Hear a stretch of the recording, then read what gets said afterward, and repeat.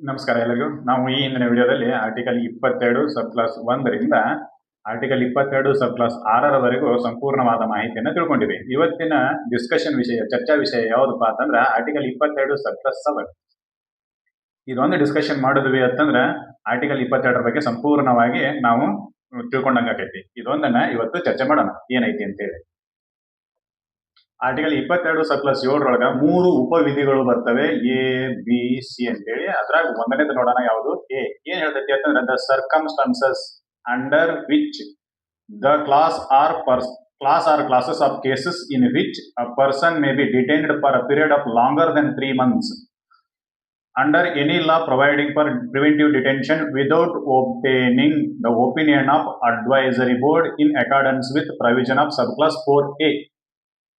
ಏನ್ ಹೇಳ್ತೈತಿ ಅಂತಂದ್ರೆ ನಾವು ಈಗಾಗಲೇ ನೋಡಿದ್ವಿ ಆರ್ಟಿಕಲ್ 22 ಸಬ್ ಕ್ಲಾಸ್ 4A ಏನ್ ಹೇಳ್ತೈತಿ ಅಂತಂದ್ರೆ ಯಾವುದೇ ವ್ಯಕ್ತಿಯನ್ನ ಪ್ರಿವೆಂಟಿವ್ ಡಿಟೆನ್ಷನ್ ಕಾಯ್ದೆ ಅಡಿಯಲ್ಲಿ ಬಂಧಿಸಿದಾಗ ಆ ವ್ಯಕ್ತಿಯನ್ನ 3 ತಿಂಗಳ ಒಳಗಾಗಿ 3 ತಿಂಗಳಿಗಿಂತ ಹೆಚ್ಚಿನ ಅವಧಿ ಒಳಗೆ ಇಟ್ಕೊಳಕ್ ಬರಂಗಿಲ್ಲ. ಹಂಗೇನಾದ್ರೂ 3 ತಿಂಗಳ ಹೆಚ್ಚಿನ ಅವಧಿಗೆ ಡಿಟೆನ್ಷನ್ ಮಾಡೋರಿದ್ರಿ ಅಂತಂದ್ರೆ, ಕಸ್ಟಡಿ ತಗೊಳ್ಳೋರಿದ್ರಿ ಅಂತಂದ್ರೆ ಏನ್ ಮಾಡ್ಬೇಕು, ಅಡ್ವೈಸರಿ ಬೋರ್ಡ್ ಅಂತಕ್ಕಂಥದ್ದು ಒಂದು ಸಲಹಾ ಸಮಿತಿಯನ್ನ ರಚನೆ ಮಾಡಬೇಕು.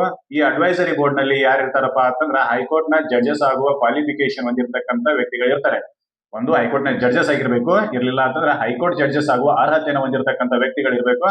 ಅಂತವರ 3 ಜನರು ಇರ್ತಕ್ಕಂಥ ಒಂದು ಸಮಿತಿಯನ್ನ ರಚನೆ ಮಾಡಬೇಕು. ಈ ಸಮಿತಿ ಏನಾದ್ರೂ ಅವನನ್ನ 3 ತಿಂಗಳಿಗಿಂತ ಹೆಚ್ಚಿನ ಕಾಲ ಬಂಧನದಲ್ಲಿ ಇಡಬಹುದು ಅಂತೇಳಿ ಹೇಳಿತು ಅಂತಂದ್ರೆ ಅವಾಗ ಮಾತ್ರ ನೀವು ಕಸ್ಟಡಿಯನ್ನು ತಗೋಬಹುದು. ಬಿಯಾಂಡ್ 3 months ಅಂದ್ರೆ 3 ತಿಂಗಳಿಗಿಂತ ಹೆಚ್ಚಿನ ಅವಧಿಗೆ ನೀವು ಅವನನ್ನ ಬಂಧಿಸಬಹುದು, ಹೊರತಾಗಿ ಬಂಧನ ಮಾಡಕ್ ಬರೋದಿಲ್ಲ ಅಂತ ಹೇಳ್ತೈತಿ. ಆದ್ರೆ ಇಲ್ಲಿ ಆ ಕಾಯ್ದೆಯನ್ನು ಓವರ್ ರೂಲ್ ಮಾಡ್ತೈತಿ, ಅಂದ್ರೆ ದಾಟತೈತಿ, ಉಲ್ಲಂಘನೆ ಮಾಡ್ತೈತಿ. ಯಾವುದು ಆರ್ಟಿಕಲ್ 22 ಸಬ್ ಕ್ಲಾಸ್ 7. ಯಾರಿಗೆ ಪವರ್ ಕೊಡ್ತೈತಿ ಅಂತಂದ್ರೆ ಪಾರ್ಲಿಮೆಂಟಿಗೆ ಪವರ್ ಕೊಡ್ತೈತಿ. ಪಾರ್ಲಿಮೆಂಟ್ ಸಂಸತ್ತಿಗೆ ಅಧಿಕಾರ ಕೊಡ್ತೈತಿ. ಏನಪ್ಪಾ ಅಂತಂದ್ರೆ ಯಾವುದೇ ವ್ಯಕ್ತಿಯನ್ನ ಪ್ರಿವೆಂಟಿವ್ ಡಿಟೆನ್ಷನ್ ಕಾಯ್ದೆಯಲ್ಲಿ ನೀವು ಬಂಧಿಸಕ 3 ತಿಂಗಳ ಅವಧಿಗಿಂತ ಹೆಚ್ಚಿಗೆ ಬಂಧಿಸುವಂತಹ ಕಾನೂನುಗಳನ್ನ ಮಾಡುವ ಅಧಿಕಾರ ಯಾರಿಗೆ ಐತಿ ಅಂತಂದ್ರೆ ಸಂಸತ್ತಿಗೆ ಕಾನೂನು ಮಾಡುವ ಅಧಿಕಾರ. ಕ್ಲಿಯರ್ ಕಟ್ ಹೇಳ್ತೈತಿ, ಸಂವಿಧಾನದೊಳಗ 3 ತಿಂಗಳಿಗಿಂತ ಹೆಚ್ಚಿನ ಅವಧಿಗೆ ಬಂಧನದಲ್ಲಿಡಲು ಬರುವುದಿಲ್ಲ ಅಂತೇಳಿ. ಬಟ್ ಅದು ಎಕ್ಸೆಪ್ಷನ್ ಕೊಡ್ತೈತಿ, contradictory to article 22 sub clause 4A. ಯಾವುದು ಆರ್ಟಿಕಲ್ 27 ಕಾಂಟ್ರಾಡಿಕ್ಟರಿ ಹೇಳ್ತೈತಿ. ಏನಂತೇಳಿ, ಯಾವುದೇ ವ್ಯಕ್ತಿಯನ್ನ ಪ್ರಿವೆಂಟಿವ್ ಡಿಟೆನ್ಷನ್ ಕಾಯ್ದೆಯ ಮೂಲಕ 3 ತಿಂಗಳಿಗಿಂತ ಹೆಚ್ಚಿನ ಅವಧಿಗೆ, ಅದು ಯಾರ್ದು ಅಡ್ವೈಸರಿ ಬೋರ್ಡ್ ನ ಅಭಿಮತ ಇಲ್ಲದೆ, ಒಪಿನಿಯನ್ ಇಲ್ಲದೆ ಬಂಧಿಸುವಂತಹ ಕಾನೂನುಗಳನ್ನ ತರುವ ಅಧಿಕಾರ ಯಾರಿಗೈತಿ ಅಂತಂದ್ರೆ ಪಾರ್ಲಿಮೆಂಟ್ಗೆ. ಪಾರ್ಲಿಮೆಂಟರಿ ಸುಪ್ರಮೇಸಿ ಅಂತ ಹೇಳಿ ಬರೀತಾರೆ ಇಲ್ಲಿ. ಅಂದ್ರೆ ಪಾರ್ಲಿಮೆಂಟ್ಗೆ ಆ ಪವರ್ ಅನ್ನ ಕೊಡ್ತಾರೆ. ಯಾವುದು ಆರ್ಟಿಕಲ್ 22 ಸಬ್ ಕ್ಲಾಸ್ 7. ಇದೇನ್ ಮಾಡ್ತೈತಿ ಅಂತಂದ್ರೆ ಪಾರ್ಲಿಮೆಂಟ್ಗೆ ಪವರ್ ಕೊಡ್ತೈತಿ. ಏನಂತ ಹೇಳಿ ಅಂತಂದ್ರೆ ಕಾಯ್ದೆ ಒಳಗನ ಬರೆದು ಬಿಡೋದು ಬಿಯಾಂಡ್ 3 months ಅಂತ ಹೇಳಿ. ಈಗ ಫಾರ್ ಎಕ್ಸಾಂಪಲ್ ಇಲ್ಲಿ ಪೋಟಾ ಅಂತಕ್ಕಂಥ ಒಂದು ಕಾಯ್ದೆಯನ್ನ ಜಾರಿಗೆ ತಗೊಂಡ್ರೆ, ಎಕ್ಸಾಂಪಲ್ ಹೇಳಕತ್ತೇನೆ ಅಷ್ಟೇ ನಾನು. ಪೋಟಾ ಅಂತಕ್ಕಂಥ ಕಾಯ್ದೆಯನ್ನ ಜಾರಿಗೆ ತಗೊಂಡ್ರೆ ಇದು ಪ್ರಿವೆಂಟಿವ್ ಡಿಟೆನ್ಷನ್ ಕಾಯ್ದೆ. ಪೋಟಾ ಅಂದ್ರೆ prevention of terrorism activities act ಅಂತ. ಆತಂಕಕಾರಿ ಘಟನೆಗಳನ್ನ ಅಥವಾ ಆತಂಕವಾದಿಗಳ ಘಟನೆಗಳನ್ನ ನಿರ್ಬಂಧಿಸಲು ತಜ್ಞರಿರ್ತಕ್ಕಂಥ ಕಾನೂನು. ಈ ಕಾನೂನೊಳಗೆ ಒಂದು ವೇಳೆ ಏನಾದ್ರೂ ವ್ಯಕ್ತಿಯನ್ನ, ಅನುಮಾನಾಸ್ಪದ ವ್ಯಕ್ತಿಯನ್ನ 1 ವರ್ಷದ ಅವಧಿಯವರೆಗೂ ಯಾವುದೇ ವಿಚಾರಣೆ ಇಲ್ಲದೆ ಅಥವಾ ಸಲಹಾ ಸಮಿತಿಯ ಅಡ್ವೈಸರಿ ಬೋರ್ಡ್ ನ ಅಭಿಮತ ಇಲ್ಲದೆ 1 ವರ್ಷದವರೆಗೂ ನೀವು ಡಿಟೈನ್ ಮಾಡಬಹುದು ಅಂತೇಳಿ ಬರೆದ್ರು ಅಂತಂದ್ರೆ ಅವಾಗ ಆ ವ್ಯಕ್ತಿಯನ್ನ ಯಾವುದೇ ಅಡ್ವೈಸರಿ ಬೋರ್ಡ್ ಇಲ್ಲದೆ ಏನ್ ಮಾಡಬಹುದು ಅಂತಂದ್ರೆ 1 ವರ್ಷದವರೆಗೂ ಯಾವುದೇ ವಿಚಾರಣೆ ಇಲ್ಲದೆ ಬಂಧಿಸಲು ಅನುಮತಿ ಸಿಕ್ಕಂಗೈತಿ. ಇದಿಷ್ಟೇ ಕಾಯ್ದೆ ಹೇಳ್ತೈತಿ. ಯಾವುದು ಆರ್ಟಿಕಲ್ 22 ಸಬ್ ಕ್ಲಾಸ್ 7. ಅದ್ರೊಳಗೆ ಮತ್ತೆ ಹೇಳ್ತೈತಿ ಏನಂತೇಳಿ, ಸರ್ಕಮ್ಸ್ಟಾನ್ಸಸ್ ಅಂತಂದ್ರೆ ಸಿಚುವೇಶನ್ಗಳು ಹಂಗ ಉದಯ ಆಗಿರ್ತವೆ. ಸರ್ಕಮ್ಸ್ಟಾನ್ಸಸ್ ಅಂತಂದ್ರ ಪರಿಸ್ಥಿತಿ, ಮತ್ತು ಕ್ಲಾಸ್ ಆಫ್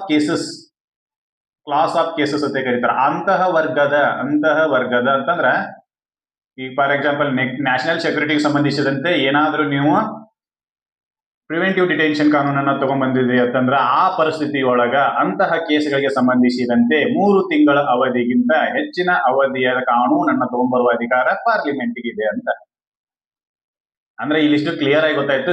ಸಿಕ್ಕಂಗ ಕಾನೂನುಗಳನ್ನ ತಗೊಂಡ್ಬಂದು ನೀವು ವ್ಯಕ್ತಿಯನ್ನ 3 ತಿಂಗಳ ಅವಧಿಗೆ ಹೆಚ್ಚಿನ ಅವಧಿಗೆ ಬಂಧಿಸಲು ಬರುವುದಿಲ್ಲ. ಕೆಲವೊಂದಿಷ್ಟು ಸರ್ಕಮ್ಸ್ಟಾನ್ಸಸ್ ಅಂತ ಹೇಳ್ತಾರೆ, ಸಿಚುವೇಶನ್ಗಳು, ಸರ್ಕಮ್ಸ್ಟಾನ್ಸಸ್ ಪರಿಸ್ಥಿತಿಗಳು, ಮತ್ತು ಕೆಲವು ವರ್ಗದ ಕೇಸುಗಳು. ವರ್ಗ ಅಂತಂದ್ರೆ ಕ್ಲಾಸ್ 1 2 ಆ ವರ್ಗ ಅಲ್ಲಿಲ್ಲೇ, ಅಂದ್ರ ಆ ರೀತಿಯಾಗಿರ್ತಕ್ಕಂಥ ಕೇಸ್ಗಳ ಗುಂಪಿಗೆ.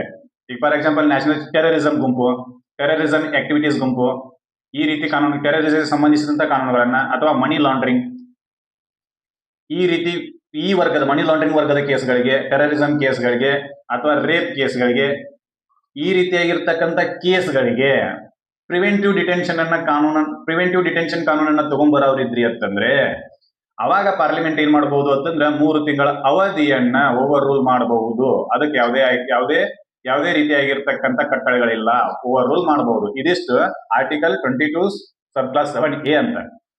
ಹೌದಾ? ಸರ್ಕಮ್ಸ್ಟಾನ್ಸಸ್ ಬಗ್ಗೆ ಮಾತಾಡ್ತಾರೆ ಅವರು. ಸರ್ಕಮ್ಸ್ಟಾನ್ಸಸ್ ಅಂತಂದ್ರೆ ಸಿಚುವೇಶನ್ಗಳು ಹೆಂಗಿರ್ತವೆ ಹಂಗೆ.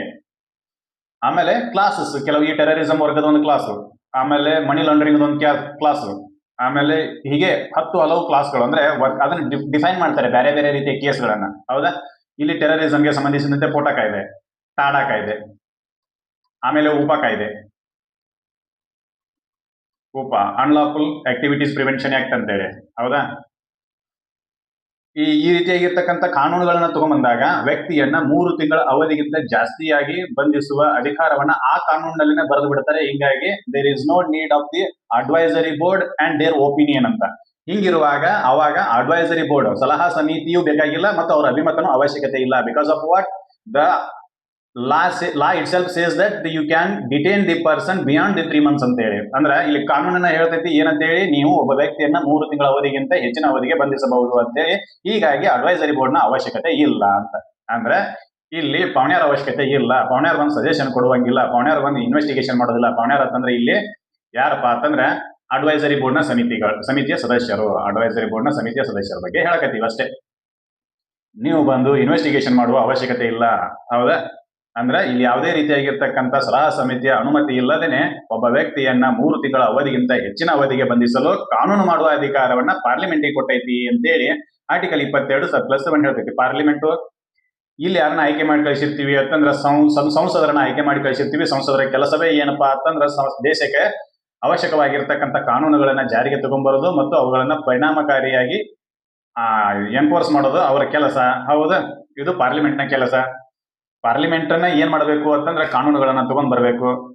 ಇಲ್ಲಿ ಆ ಅಧಿಕಾರವನ್ನ ಆರ್ಟಿಕಲ್ 22 ಸಬ್ ಕ್ಲಾಸ್ 7 ಏನ್ ಮಾಡಿತು ಅಂತಂದ್ರೆ ಪಾರ್ಲಿಮೆಂಟ್ಗೆ ಕೊಟ್ಟೈತಿ. ಇದಿಷ್ಟೇ ಈ ಕಾಯ್ದೆಯ ಅಥವಾ ಈ ಕಲಂನ ಆಶಯ. ಏನಪ್ಪಾ ಅಂತಂದ್ರ ಕೆಲವೊಂದಿಷ್ಟು ಸರ್ಕಮ್ಸ್ಟಾನ್ಸಸ್ ಬರ್ತವೆ, ಸಿಚುವೇಶನ್ಗಳು ಉದಯ ಆಗ್ತವೆ ಮುಂದಿನ ದಿನಮಾನಗಳಲ್ಲಿ. ಆವಾಗ ನಾವು 3 ತಿಂಗಳು ಅಷ್ಟೇ ಬರೆದು ಬಿಟ್ಟಿವಿ ಅಂತಂದ್ರೆ ಸಮಸ್ಯೆ ಆಕೈತಿ. ಅದಕ್ಕೆ ಒಂದು ಎಕ್ಸೆಪ್ಷನ್ ಕೊಡೋಣ ಅಂತೇಳಿ ಆರ್ಟಿಕಲ್ 22 ಸಬ್ ಕ್ಲಾಸ್ 7 ಒಂದು ಎಕ್ಸೆಪ್ಷನ್ ಕೊಡ್ತಾರೆ. ಏನಪ್ಪಾ ಅಂತಂದ್ರೆ ಪಾರ್ಲಿಮೆಂಟ್ಗೆ ಅಧಿಕಾರ ಕೊಡ್ತಾರೆ 3 ತಿಂಗಳ ಅವಧಿಗಿಂತ ಜಾಸ್ತಿ ಡಿಟೈನ್ ಮಾಡ್ತಕ್ಕಂಥ ಕಾನೂನುಗಳನ್ನ ತಗೊಂಡ್ ಬರಬಹುದು ನೀವು ಅಂತೇಳಿ. ಯಾಕಂತಂದ್ರೆ ಕೆಲವೊಂದಿಷ್ಟು ಪರಿಸ್ಥಿತಿಗಳು ಹಂಗ ಬಂದು ಅಂತಂದ್ರೆ ಪರಿಸ್ಥಿತಿಯನ್ನು ನಿಭಾಯಿಸುವ ಸಲುವಾಗಿ ಆ ಕಾನೂನುಗಳು ಅವಶ್ಯಕವಾಗಿರ್ತವೆ. ಇದಿಷ್ಟೇ. ಇನ್ನು ಆರ್ಟಿಕಲ್ 22 ಸಬ್ ಕ್ಲಾಸ್ 7B ಏನ್ ಹೇಳ್ತೈತಿ ಅಂತ ನೋಡೋಣ. ಇನ್ನ ಆರ್ಟಿಕಲ್ 22 ಸಬ್ ಕ್ಲಾಸ್ 7B ಏನ್ ಹೇಳ್ತೈತಿ ಅಂತ ನೋಡೋಣ. The maximum period for which any person may in any class or classes of cases detained under any law providing for preventive detention. ಅಂತಂದ್ರೆ preventive detention ಕಾನೂನನ್ನ ತಗೊಂಡ್ಬರುವ ಅಧಿಕಾರ ಸಂಸತ್ತಿಗಿದೆ. ಸಂಸತ್ತು ಏನ್ ಮಾಡಬಹುದು ಅಂತಂದ್ರೆ ಮ್ಯಾಕ್ಸಿಮಮ್ ಡಿಟೆನ್ಷನ್ ಅವಧಿಯನ್ನ ಡಿಸೈಡ್ ಮಾಡಬಹುದು. ಅಂದ್ರೆ ಇಲ್ಲಿ ಅವಧಿಯ ನಿರ್ಧಾರವೂ ಕೂಡ ಯಾರಿಗೆ ಸೇರಿದ್ದು? ಅವಧಿಯ ನಿರ್ಧಾರವೂ ಕೂಡ ಯಾರಿಗೆ? ಸಂಸತ್ತಿಗೆ ಸೇರಿದ್ದು ಅಂತೇಳಿ article 22 sub class 7B clear cut ಆಗಿ ಹೇಳ್ತೈತಿ. ಏನಂತೇಳಿ, ಯಾವುದೇ ಪ್ರಿವೆಂಟಿವ್ ಡಿಟೆನ್ಷನ್ ಕಾನೂನು ತಗೊಂಡ್ಬಂದಾಗ ಅದರಲ್ಲಿ ಡಿಟೈನ್ ಮಾಡ್ತಕ್ಕಂಥ ಅವಧಿಯ ಮ್ಯಾಕ್ಸಿಮಮ್ ಗರಿಷ್ಠ ಅವಧಿಯನ್ನು ಕೂಡ ನಿಗದಿಪಡಿಸುವ ಅಧಿಕಾರ ಯಾರಿಗಿದೆ? ಗರಿಷ್ಠ ಅವಧಿಯ ನಿಗದಿಯು ಕೂಡ ಸಂಸತ್ತಿಗೆ ಸೇರಿದ್ದು ಅಂತೇಳಿ. ಸಂಸತ್ ಏನ್ ಮಾಡಬಹುದು ಅಂತಂದ್ರೆ ಒಂದು ಕಾನೂನನ್ನು ತಗೊಂಡ್ಬರ್ತೈತಿ, ಅದು ಪ್ರಿವೆಂಟಿವ್ ಡಿಟೆನ್ಷನ್ ಕಾನೂನು ಆಗಿರ್ತೈತಿ. ಆ ಕಾನೂನಿನಲ್ಲಿ ಗರಿಷ್ಠ ಮ್ಯಾಕ್ಸಿಮಮ್ ಡಿಟೆನ್ಷನ್ ಅವಧಿ, ಬಂಧನದ ಅವಧಿ ಅದು 1 ವರ್ಷ ಮಾಡಬಹುದು, 2 ವರ್ಷ ಮಾಡಬಹುದು, 3 ವರ್ಷ ಮಾಡಬಹುದು. ಇದು depend upon the circumstances of the cases and depend upon the parliament. ಅಂದ್ರೆ ಸಂಸತ್ತಿನ ಮೇಲೆ ನಿರ್ಧಾರವಾಗಿರ್ತೈತಿ. ಜೊತೆಗೆ ಆ ಕೇಸಿನ ತೀವ್ರತೆಯ ಆಧಾರದ ಮೇಲೆ ನಿರ್ಧಾರ ಆಗಿರ್ತೈತಿ. ಆ ಕಾನೂನನ್ನ ಎಷ್ಟು ವರ್ಷಗಳ ಕಾಲ, ಎಷ್ಟು ದಿನಗಳ ಕಾಲ ಆ ವ್ಯಕ್ತಿಯನ್ನ ಬಂಧನದಲ್ಲಿ ಇಡಬಹುದು ಅನ್ನೋದನ್ನ ನಿರ್ಧಾರ ಮಾಡೋದು ಕೂಡ ಸಂಸತ್ತಿನ ಮೇಲೆ ನಿರ್ಬಂಧ ಆಗಿರ್ತೈತಿ, ಡಿಫೆಂಡ್ ಆಗಿರ್ತೈತಿ ಅಂತೇಳಿ ನಮಗೆ article 22 sub class 7B ಹೇಳ್ತೈತಿ. Advisory board ಇಲ್ಲದೆ ವ್ಯಕ್ತಿಯನ್ನ 3 ತಿಂಗಳ ಅವಧಿಗಿಂತ ಹೆಚ್ಚಿನ ಅವಧಿಗೆ ಬಂಧಿಸುವ ಕಾನೂನನ್ನು ತಗೊಂಡ್ಬರುವ ಅಧಿಕಾರ ಪಾರ್ಲಿಮೆಂಟ್ಗಿದೆ. ಆದ್ರೆ ಅದು ಎಷ್ಟು ಅವಧಿ ಅಂತ ಡಿಸೈಡ್ ಮಾಡೋದು ಕೂಡ ಕಾನೂನಲ್ಲಿ ಹೇಳೋ ಅಧಿಕಾರ ಯಾರಿಗೈತಿ ಅಂದ್ರೆ ಪಾರ್ಲಿಮೆಂಟ್ಗೆ ಐತಿ. ಕಾನೂನು ತಗೊಂಡ್ಬರೋದು ಅವ್ರಿಗೆ ಅಧಿಕಾರ ಇದ್ದಾಗ ಆ ಅವಧಿಯನ್ನು ನಿರ್ಧರಿಸುವುದು ಕೂಡ ಅವ್ರಿಗೇನ ಅಧಿಕಾರ ಇರ್ತೈತಿ ಅಂತ ಹೇಳಿ ಅದು ಅಸಂಪ್ಷನ್. ಬಟ್ ಅದು ಕ್ಲಿಯರ್ ಕಟ್ ಆಗಿ ಬರೆದು ಬಿಟ್ಟಾರ ಆರ್ಟಿಕಲ್ 22 7B ಒಳಗ ಕ್ಲಿಯರ್ ಕಟ್ ಆಗಿ ಬರ್ತಾರೆ. ಈಗ ಫಾರ್ ಎಕ್ಸಾಂಪಲ್ ಇಲ್ಲಿ ಅನಿಲ್ ಅಂತಕ್ಕಂಥ ವ್ಯಕ್ತಿಯನ್ನ ಮನಿ ಲಾಂಡ್ರಿಂಗ್ ಕೇಸ್ನೊಳಗೆ ಅರೆಸ್ಟ್ ಮಾಡಿರ್ತಾರೆ ಅಂತ ಅನ್ಕೊಳ್ಳೋಣ. ಯಾಕಂತಂದ್ರೆ ಪ್ರಿವೆಂಟಿವ್ ಡಿಟೆನ್ಷನ್ ಅಂತಂದ್ರೆ ಆ ಅಪರಾಧ ಆಗೋಕ್ಕಿಂತ ಮುಂಚೆನೆ ಅದನ್ನ ತಡೆಯೋ ಸಲುವಾಗಿ ಆ ವ್ಯಕ್ತಿಯನ್ನ ಬಂಧನ ಮಾಡಿರ್ತಾರೆ. ಇಲ್ಲಿ ಮನಿ ಲಾಂಡ್ರಿಂಗ್ ಕೇಸ್ನೊಳಗೆ ಅರೆಸ್ಟ್ ಮಾಡಿದಾಗ ಮನಿ ಲಾಂಡ್ರಿಂಗ್ ಕೇಸ್ನೊಳಗೆ ಗರಿಷ್ಠ ಅವಧಿ ಎಷ್ಟರ ಮಟ್ಟಿಗೆ ನೀವು ಗರಿಷ್ಠ ಅವಧಿ ಎಷ್ಟರ ಅವಧಿಯವರೆಗೂ ನೀವು ಯಾರ ಪರ್ಮಿಷನ್ ಇಲ್ಲದೆ ಅಡ್ವೈಸರಿ ಬೋರ್ಡ್ ನ ಪರ್ಮಿಷನ್ ಇಲ್ಲದೆ ಎಷ್ಟು ಅವಧಿಯವರೆಗೂ ವ್ಯಕ್ತಿಯನ್ನು ಬಂಧನದಲ್ಲಿ ಇಟ್ಕೊಳ್ಬಹುದು ಅನ್ನೋದನ್ನು ಕೂಡ ಕಾಯ್ದೆಯಲ್ಲಿ ನಿರ್ಧರಿಸುವ ಅಧಿಕಾರ ಯಾರಿಗೆ ಐತಿ ಅಂತಂದ್ರೆ ಪಾರ್ಲಿಮೆಂಟ್ಗೆ ಕಾಯ್ದೆಯಲ್ಲಿ ನಿರ್ಧರಿಸುವ ಅಧಿಕಾರ. ಈಗ ಅನಿಲ್ ಅಂತಕ್ಕಂಥ ವ್ಯಕ್ತಿಯನ್ನ ಮನಿ ಲಾಂಡ್ರಿಂಗ್ ಕೇಸ್ನೊಳಗೆ ಬರೆದು ಬಿಟ್ಟಿರ್ತಾರೆ 3 ವರ್ಷದ ಅವಧಿವರೆಗೂ ಅಡ್ವೈಸರಿ ಬೋರ್ಡ್ ನ ಅನುಮತಿ ಇಲ್ಲದೆ 3 ವರ್ಷದ ಅವಧಿವರೆಗೂ ನೀವು ಅವನು ಇಟ್ಕೋಬಹುದು ಅಂತ ಹೇಳಿ. ಅಂದ್ರ 3 ವರ್ಷದ ಅವಧಿಯವರೆಗೂ ಅಡ್ವೈಸರಿ ಬೋರ್ಡ್ ಅನ್ನ ಘಟನೆ ಮಾಡುವ ಅಥವಾ ಸ್ಟ್ರಕ್ಚರ್ ಮಾಡುವ ಅಥವಾ ನಿರ್ಮಿಸುವ ಪ್ರಮೇಯನೇ ಬರೋದಿಲ್ಲ. 3 ವರ್ಷದ ತನಕ ಅವ್ನು ಖಾಲಿ ಪೀಲಿ ಅಲ್ಲೇ ತಿಂದು ಆರಾಮಾಗಿದ್ಬಿಡುತ್ತೆ ನೋಡಿ ಜೈಲ್ನಾಗ. ಯಾಕಂತಂದ್ರೆ 3 ವರ್ಷದ ಅವಧಿವರೆಗೂ ಏನಾಗಿರ್ತೈತಿ ಅಂದ್ರೆ ಮನಿ ಲಾಂಡ್ರಿಂಗ್ ಕೇಸ್ನೊಳಗೆ ಅದನ್ನ ಬರೆದು ಬಿಟ್ಟಿರ್ತಾರೆ ಆ ಕಾಯ್ದೆಯೊಳಗೆ 3 ವರ್ಷದ ಅವಧಿವರೆಗೂ ನಾವು ಯಾವುದೇ ರೀತಿಯಾಗಿರ್ತಕ್ಕಂಥ ಅಡ್ವೈಸರಿ ಬೋರ್ಡ್ ಅನ್ನ ತಯಾರು ಮಾಡೋದಿಲ್ಲ. ಅಡ್ವೈಸರಿ ಬೋರ್ಡ್ ಮುಂದೆ ತನ್ನನ್ನು ತಾನು ರೀಪ್ರೆಸೆಂಟೇಷನ್ ಮಾಡ್ಕೊಳ್ಳೋಕೆ ಅಧಿಕಾರನೇ ಇಲ್ಲ. ಯಾರಿಗೆ? ಯಾವ ವ್ಯಕ್ತಿ ಮನಿ ಲಾಂಡ್ರಿಂಗ್ ಕೇಸ್ನೊಳಗೆ ಉದಾಹರಣೆ ಮೂಲಕ ಹೇಳಕ್ತೇನೆ, ಹಂಗೈತಿ ಅಂತಾನೆ ಹೇಳಕತ್ತಿಲ್ಲ. ಮನಿ ಲಾಂಡ್ರಿಂಗ್ ಕೇಸ್ ಒಂದು ಉದಾಹರಣೆ ಹೇಳಕತ್ತೇನೆ. ತನ್ನನ್ನು ತಾನು ರೀಪ್ರೆಸೆಂಟೇಷನ್ ಮಾಡ್ಕೊಳ್ಳೋಕೆ ಅಧಿಕಾರನೇ ಇಲ್ಲ. ಹೌದಾ? ಯಾಕಂತಂದ್ರೆ ಆ ಕಾನೂನೊಳಗೆ ಬರೆದು ಬಿಟ್ಟಾರೆ ನಾವು 3 ವರ್ಷದವರೆಗೂ ಯಾವುದೇ ಅಡ್ವೈಸರಿ ಬೋರ್ಡ್ ಅನ್ನ ನಾವು ಎನ್ಕ್ವೈರಿ ಸಂಬಂಧ ಕಳಿಸೋದಿಲ್ಲ. ಎಲ್ಲಿಗೆ? ಯಾವ ವ್ಯಕ್ತಿ ಮನಿ ಲಾಂಡ್ರಿಂಗ್ ಕೇಸ್ ನಲ್ಲಿ ಅರೆಸ್ಟ್ ಆಗಿರ್ತಾನೋ ಅವನಿಗೆ. ಯಾಕಂತಂದ್ರೆ ಅಲ್ಲಿ ಗರಿಷ್ಠ ಅವಧಿ 3 ವರ್ಷದವರೆಗೂ ಅವನನ್ನ ನಾವು ಯಾವುದೇ ಮಾಹಿತಿ ಇಲ್ಲದೆ ಡಿಟೆನ್ಷನ್ ಮಾಡುವ ಅಧಿಕಾರವನ್ನ ಹೊಂದೀವಿ. ಆ ಅಧಿಕಾರವನ್ನ ನಮಗೆ ಈ ಕಾನೂನು ಕೊಡ್ತೈತಿ ಅಂತ ಹೇಳ್ತಾರ ಅವರು. ಆದ್ರೆ 3 ವರ್ಷದ ನಂತರ compulsory you shall frame the advisory board to enquire that detention ಅಂತ ಹೇಳಿ. ಏನಂತಂದ್ರೆ 3 ವರ್ಷದ ಅವಧಿಯ ಮುಗಿಯುವುದರ ಒಳಗಾಗಿ ನೀವೇನ್ ಮಾಡಬೇಕು ಅಂತಂದ್ರೆ ವ್ಯಕ್ತಿಯ ಡಿಟೆನ್ಷನ್ ಅನ್ನ ಬಂಧನವನ್ನ ಸಮರ್ಪಕವಾಗಿತ್ತು ಇಲ್ಲೋ ಅಂತ ತಿಳಿದುಕೊಳ್ಳುವ ಸಲುವಾಗಿ ಅಡ್ವೈಸರಿ ಬೋರ್ಡ್ ಅನ್ನ ಸಲಹಾ ಸಮಿತಿಯನ್ನ ನೀವು ರಚಿಸಲೇಬೇಕು.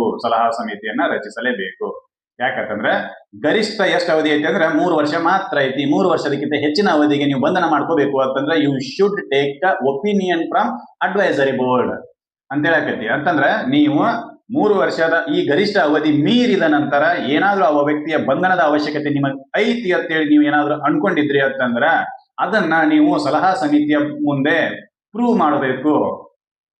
ಏನೋ ಸಾಕ್ಷಿ ಸಮೇತ ಪ್ರೂವ್ ಮಾಡಬೇಕು. ಪ್ರೂವ್ ಮಾಡಿದಾಗ ಮಾತ್ರ ನಿಮಗೆ ಬಂಧನಕ್ಕೆ ಕೊಡ್ತಾರ, ಇರ್ಲಿಲ್ಲ ಅಂತಂದ್ರೆ ಬಿಡುಗಡೆ ಮಾಡ್ತಾರ. ಇದಿಷ್ಟೇ ಆರ್ಟಿಕಲ್ 22 ಸರ್ಕ್ಯುಲರ್ 7B. ಅದಕ್ಕೆ ಮನಿ ಲಾಂಡ್ರಿಂಗ್ ಕೇಸ್ನಾಗ ಸಿಕ್ಕವ್ರು ಏನ್ ಮಾಡ್ತಾರ ಅಂತಂದ್ರೆ ಜೈಲ್ನಾಗ ಆರಾಮ್ಸರಿ 3 ವರ್ಷ ಇನ್ನೇನು ಕೆಲಸ ಇಲ್ಲ ಅಂತ ಹೇಳಿ ಆರಾಮ್ ತಿನ್ನೋದು ಅನ್ನೋದು ಅಲ್ಲೇ ಮಾಡ್ಕೊಂಡ್ಬಿಡೋದು. ಇದಷ್ಟೇ ವ್ಯವಸ್ಥೆ. ಯಾಕಂತಂದ್ರೆ ಇವು ಪ್ರಿವೆಂಟಿವ್ ಡಿಟೆನ್ಷನ್ ಕಾಯ್ದೆಗಳು ಇರ್ತವೆ. ಪ್ರಿವೆಂಟಿವ್ ಡಿಟೆನ್ಷನ್ ಕಾಯ್ದೆ ಒಳಗೆ ಯಾವುದೇ ರೀತಿಯಾಗಿರ್ತಕ್ಕಂಥ ಕೆಲಸಕ್ಕೆ ಅವ್ರನ್ನ ಹಚ್ಚಂಗಿಲ್ಲ ಅಂತ ಹೇಳಿ ಆಸ್ ಆಫ್ ಮೈ ಒಪಿನಿಯನ್. ಯಾಕಂತಂದ್ರೆ they are not under the punitive detention. ಅವರಿಗೆ ಕೋರ್ಟ್ ನಿಂದ ವಿಚಾರಣೆಯಾಗಿ ಪನಿಷ್ಮೆಂಟ್ ಆಗಿತ್ತು ಅಂತಂದ್ರೆ ಅವ್ರನ್ನ ಕೆಲಸಕ್ಕೆ ಹಚ್ತಾರೆ. ಮೊನ್ನೆ ರೇವಣ್ಣ ಹಚ್ಚಾರ ನೋಡ್ರಿ ಕೆಲಸಕ್ಕೆ. ಅವ್ನು ಕೃಷಿ ಕೆಲಸ ಮಾಡ್ತೀನಿ ಅಂತ ಹೇಳ್ಕೊಂಡಂತ. ಯಾವ ರೇವಣ್ಣ? ಪ್ರಜ್ವಲ್ ರೇವಣ್ಣ. ರೇಪ್ ಕೇಸ್ನೊಳಗೆ ಅವ್ನ ಕನ್ವಿಕ್ಷನ್ ಆಗೈತಿ. ಅವಂಗ ಏನ್ ಮಾಡತ್ತಾರ ಅಂದ್ರೆ ಕೃಷಿ ಕೆಲಸ ಹಚ್ತಾರೆ. ಇಲ್ಲಿ ಪ್ರಿವೆಂಟಿವ್ ಡಿಟೆನ್ಷನ್ ಒಳಗೆ ಇಲ್ಲಿ ಯಾವುದೇ ರೀತಿಯಾಗಿರ್ತಕ್ಕಂಥ ಕೆಲಸಗಳನ್ನ ಹಚ್ಚುವ ಅವಶ್ಯಕತೆ ಇಲ್ಲ ಅಂತ ಹೇಳಿ ಅನ್ಕೊಂತೀವಿ. ಇವ್ರೇ ಮಾಡ್ತಾರ ಅಂತಂದ್ರೆ ದಿನ ತಿಂದುಕೊಂಡು ಆರಾಮ್ಸೆ ಅಂದ್ರೆ 3 ವರ್ಷ ತಿಂದುಕೊಂಡು ಆರಾಮ್ ನಿದ್ದೆ ಮಾಡ್ಬೋದು ಅವ್ರು. ಹಂಗತ್ತಿರೋದಿಲ್ಲ. ಜೈಲ್ ಅಂದ್ರೆ ಅದ್ರ ವ್ಯವಸ್ಥೆನೇ ಬೇರೆ ಇರ್ತೈತಿ. ಅನುಭವಿಸಿದವ್ರಿಗೆ ಗೊತ್ತು. ದೇವ್ರು ಎಲ್ಲರಿಗೂ ಅಂತ ಬುದ್ಧಿ ಕೊಡದೇ ಇರ್ಲಿ ಅಂತ ಅನ್ಕೊಂತೀವಿ. ಮತ್ತೆ ಇನ್ನೇನ್ ಮಾಡಕ್ ಬರೋದಿಲ್ಲ. ಕೆಲವೊಂದಿಷ್ಟು ಮಂದಿ ಇರ್ತಾರೆ ಅದೇ ನಮ್ಮ ಉದ್ಯೋಗ ಅನ್ಕೊಂಡವ್ರು ಮತ್ತ ಅದು ಏನ್ ಅವ್ರವ್ರಿಗೆ ಬಿಟ್ಟದ್ದು ಅದಿರ್ಲಿ. ಅದು ನಮ್ಮ ಚರ್ಚಾ ವಿಷಯ ಅಲ್ಲ. ಇಲ್ಲಿ ನಾವೇನ್ ಹೇಳಕತ್ತೀವಿ ಅಂತಂದ್ರೆ 3 ವರ್ಷದ ಬರ್ದಿದ್ರು ಅಂತಂದ್ರೆ ಗರಿಷ್ಠ ಮಿತಿಯನ್ನ ಪಾರ್ಲಿಮೆಂಟೇ ಡಿಸೈಡ್ ಮಾಡಿತ್ತು ಅಂತಂದ್ರೆ ಯಾರೇನು ಮಾಡಕ್ ಬರೋದಿಲ್ಲ. ಗರಿಷ್ಠ ಮಿತಿಯನ್ನ ಪಾರ್ಲಿಮೆಂಟೇ ಡಿಸೈಡ್ ಮಾಡುವ ಅಧಿಕಾರವು ಯಾರಿಗೈತಿ ಅಂತ ಪಾರ್ಲಿಮೆಂಟ್ಗೆ ಐತಿ. ಅದನ್ನ ಯಾವ್ದು ಆ ರೀತಿ ಅಧಿಕಾರವನ್ನ ಯಾವ ಕಾನೂನು ಕೊಡ್ತೈತಿ ಅಂತಂದ್ರೆ ಆರ್ಟಿಕಲ್ 22 7B ಕೊಡ್ತೈತಿ. ಇದಿಷ್ಟು ನೆನಪಿರ್ಬೇಕು. ಇನ್ನು ಆರ್ಟಿಕಲ್ 22 7C ಅಂತ ನೋಡಿ ಕ್ಲಾಸ್ ಅನ್ನ ಮುಗಿಸೋಣ. ಆರ್ಟಿಕಲ್ 22 ಸಬ್ ಕ್ಲಾಸ್ 7A ಏನ್ ಹೇಳ್ತು ಅಂತಂದ್ರೆ ಕಾನೂನು ಮಾಡುವ ಅಧಿಕಾರ ಸಂಸತ್ತಿಗೆ ಐತಿ ಅಂತ ಹೇಳ್ತು. ಆಮೇಲೆ ಆರ್ಟಿಕಲ್ 22 ಸಬ್ ಕ್ಲಾಸ್ 7B ಏನ್ ಹೇಳ್ತು ಅಂತಂದ್ರೆ ಗರಿಷ್ಠ ಮಿತಿಯನ್ನ ನಿರ್ಧರಿಸುವ ಅಧಿಕಾರವು ಕೂಡ ಸಂಸತ್ತಿಗಿದೆ ಅಂತ ಹೇಳ್ತು. ಆಮೇಲೆ ಆರ್ಟಿಕಲ್ 22 7C ಏನ್ ಹೇಳ್ತೈತಿ ಅಂತಂದ್ರೆ procedure to be followed by an advisory board in an enquiry under sub clause A of the clause 4. ಇದಿಷ್ಟ. ಏನಪ್ಪಾ ಅಂತಂದ್ರೆ ನೀವು ಈ ಗರಿಷ್ಠ ಮಿತಿಯನ್ನ ನಿಗದಿ ಮಾಡಿರ್ತೀರಿ. ಅದು 1 ವರ್ಷದಿಂದ 3 ವರ್ಷನೋ ಎಷ್ಟೋ ಇರ್ತೈತಿ. ನಿಗದಿ ಮಾಡಿದ ನಂತರ ನೀವು ಆ ವ್ಯಕ್ತಿಯನ್ನ ಮತ್ತೆ ನಿಮ್ಮ ಕಸ್ಟಡಿ ಒಳಗೆ ಉಳಿಸ್ಕೊಳ್ಬೇಕಾಗಿತ್ತು ಅಂತಂದ್ರೆ you should form the advisory board. Advisory board ಅನ್ನ ರಚನೆ ಮಾಡಬೇಕು. ಅದು ಅಡ್ವೈಸರಿ ಬೋರ್ಡ್ ರಚನೆ ಹೆಂಗಿರಬೇಕು, ಅವ್ರ ಎನ್ಕ್ವೈರಿ ಯಾವ ರೀತಿ ಮಾಡಬೇಕು ಅಂತಂದ್ರೆ ಆರ್ಟಿಕಲ್ 22 ಸಬ್ ಕ್ಲಾಸ್ 4A ಹೇಳಿವಿ ಆ ರೀತಿ ಇರಬೇಕು ಅಂತ ಹೇಳಿ. ಅಲ್ಲಿ ಏನ್ ಹೇಳ್ತಾರ ಅಂತಂದ್ರ ಅಡ್ವೈಸರಿ ಬೋರ್ಡ್ ನ ಸದಸ್ಯರು ಯಾರಿರಬೇಕು ಅಂತಂದ್ರೆ ಅವರು ಹೈಕೋರ್ಟ್ ನ ನ್ಯಾಯಾಧೀಶರಾಗುವ, ಹೈಕೋರ್ಟ್ ನ ಜಡ್ಜಸ್ ಆಗುವ ಅರ್ಹತೆಯನ್ನು ಹೊಂದಿರಬೇಕು, ಇಲ್ಲವೇ ಹೈಕೋರ್ಟ್ ನ ಜಡ್ಜಸ್ ಇರಬೇಕು. ಈ ರೀತಿಯಾಗಿರ್ತಕ್ಕಂಥ ಕ್ವಾಲಿಫಿಕೇಶನ್ ಅರ್ಹತೆ ಹೊಂದಿರೋರನ್ನ ಮಾತ್ರ ಸಲಹಾ ಸಮಿತಿಯಲ್ಲಿ ಇಟ್ಕೋಬೇಕು. ಆ ಸಲಹಾ ಸಮಿತಿ ನೀಡಿದ ಒಪಿನಿಯನ್ ಆಧಾರದ ಮೇಲೆ ನೀವು ಆ ವ್ಯಕ್ತಿಯನ್ನ ಬಂಧನವನ್ನ ವಿಸ್ತರಿಸಬಹುದು ಅಥವಾ ಅಲ್ಲಿಗೆ ಕರ್ಟೇಲು ಮಾಡಬಹುದು. ಏನ್ ಹೇಳ್ತೀನಿ ಕ್ಲಿಯರ್ ಕಟ್ ಆಗಿ ಆ ಮೂರನ್ನು ಇನ್ನೊಂದ್ಸಲ ಹೇಳ್ಬಿಡ್ತೀನಿ. ಆರ್ಟಿಕಲ್ 22 ಸಬ್ ಕ್ಲಾಸ್ 7 ಎ ಏನ್ ಹೇಳ್ತೈತಿ ಅಂತಂದ್ರೆ ಕಾನೂನು ಮಾಡುವ ಅಧಿಕಾರ ಸಂಸತ್ತಿಗೆ ಐತಿ ಅಂತ. ಯಾವ ಕಾನೂನು? ಡಿಟೆನ್ಷನ್ ಕಾನೂನು. ಅದು ಯಾವ ರೀತಿ ಇರಬೇಕು ಅಂತಂದ್ರೆ ಅವಧಿ 3 ತಿಂಗಳಿಗಿಂತ ಹೆಚ್ಚಿಂದ ಇರಬೇಕು. ಅಂತ ಕಾನೂನನ್ನ ಮಾಡುವ ಅಧಿಕಾರ ಯಾರಿಗೆ ಐತಿ ಅಂತಂದ್ರೆ ಸಂಸತ್ತಿಗೆ ಐತಿ ಅಂತೆ. ಹೌದಾ? ಆಮೇಲೆ ಆರ್ಟಿಕಲ್ 22 ಸಬ್ ಕ್ಲಾಸ್ 7 ಬಿ ಏನ್ ಹೇಳ್ತೈತಿ ಅಂತಂದ್ರೆ ಆ ಕಾಯ್ದೆಯಲ್ಲಿ ಗರಿಷ್ಠ ಮಿತಿ, ಈಗ ಗರಿಷ್ಠ ಮಿತಿಯನ್ನು ನಿರ್ಧರಿಸುವ ಅಧಿಕಾರ ಯಾರಿಗೈತಿ ಅಂತಂದ್ರೆ ಯಾವಾಗ ಸಂಸತ್ತಿಗೆ ಐತಿ ಅಂತ. ಏನ್ ಹೇಳ್ತು ಅಂತಂದ್ರೆ ಸಂವಿಧಾನವೇ ಹೇಳ್ತು, ಪ್ರಿವೆಂಟಿವ್ ಡಿಟೆನ್ಷನ್ ಕಾಯ್ದೆಯಲ್ಲಿ ಯಾವುದೇ ವ್ಯಕ್ತಿಯನ್ನ 3 ತಿಂಗಳ ಅವಧಿಗಿಂತ ಹೆಚ್ಚಿನ ಅವಧಿಗೆ ಬಂಧನದಲ್ಲಿ ಇರಿಸಲು ಬರುವುದಿಲ್ಲ.